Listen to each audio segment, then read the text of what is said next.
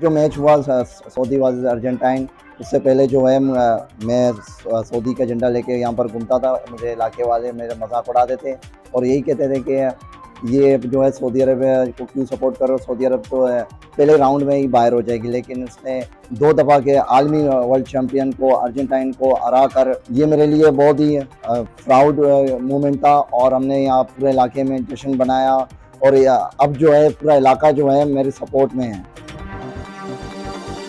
मेरा favourite team जो है सऊदी अरेबिया फुटबॉल टीम को सपोर्ट कर रहा हूँ और मेरा फेवरेट खिलाड़ी जो है यासिर अल कतानी, जो कि अल हिलाल के लिए खेलता था। और मेरे जो करंट प्लेयर फेवरेट जो हैं सालिम अल दोसरी, नवाफ अल आबिद और उसामा अल उसावी, यासिर अल शारानी।